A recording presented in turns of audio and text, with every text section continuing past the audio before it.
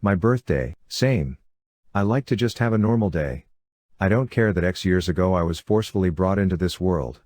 Just leave me be lol. Summer, hot weather. I'm admittedly such a miser during summer, I'd happily skip straight to autumn, best season. The only thing I enjoy about summer are intense thunderstorms. It seems like most people feel more depressed in autumn/winter, but I'm the opposite. Summer makes me feel worse for some reason. Everyone talks about how they can't wait to get away on holiday to really hot countries so they can lay in the sun and tan. That just sounds like my worst nightmare. This comment is honestly my entire life. I become such an impossible to deal with person when it's hot. It's stupid. The summer sucks. I get seasonal depression in the summer. I hate it. The heat literally sucks all my energy. I want it to be cold and rainy all the time. The only sunny weather I enjoy is when it's 70-ish and you still have a cool breeze and laying in the sun actually feels good. Any hotter and it's uncomfortable.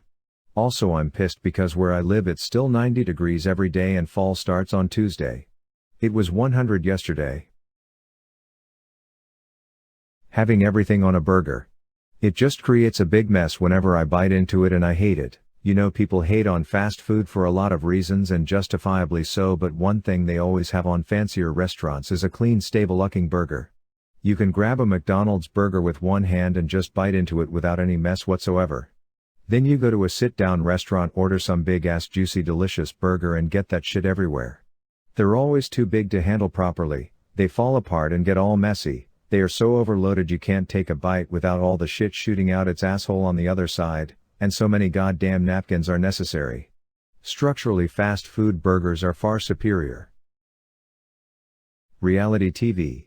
Everyone I know tells me they watch it to relax, but it just stresses me out. Everyone is so upset with each other all the time. What's relaxing about that? Not paying good money to watch people yell at one another. I can do that for free elsewhere. Super soft microfleece/minky fabrics. God, it gives me the shivers. This time of year those blankets are everywhere. I feel compelled to touch the blanket then nearly gag from how soft it is. Why does my brain get stuck in that loop? Once I know that it's that specific softness I can't even look at it without cringing. What y'all are describing is called sensory disorder. It's when a touch, sound, taste, or other sensation gives you either too much or too little feedback in your brain's receptors. Usually it's studied as how it relates to autism, but lots of people have it. Sensory disorders are a favorite topic of mine, and if I could specialize in them I would. But mostly occupational therapists only deal with extreme cases. Going out to clubs. It's my nightmare. So boring, so sweaty, hard to dress for, heels hurt my feet, drinks are expensive, guys can be sleazy, I'm sure girls too, I just don't have that problem. Some of my friends were very upper crust society type of girls/women. So I always got invited out to really nice exclusive clubs. The kind where if you don't have connections, you're typically paying several $100s for the cover charge and your drink bill comes out to $30,000. The thing is, I don't dance. Or drink.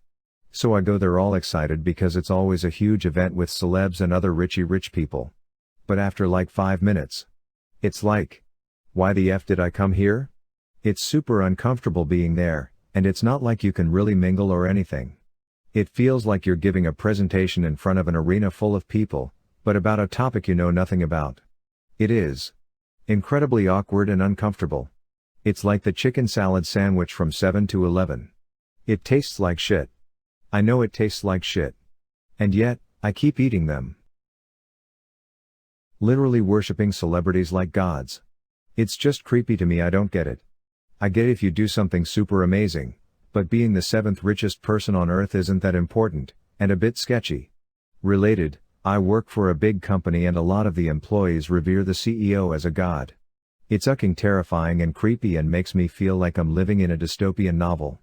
Yeah, I would understand if we had actual superheroes, then you could say they are at least on Greek demigod level. But the celebrities that get worshipped the most are not even good as humans. They are usually bad humans. This has always bothered me too. I've never really had the starstruck mentality, but I've been around a lot of people who have. I don't think it's healthy, for either party. It puts a lot of pressure on the celebrity and either inflates the ego or destroys it completely, And on the opposite side it feeds the grass is always greener concept to the person looking up to them, setting them up for unrealistic and unobtainable ideas under the guise that you think you know more than you do.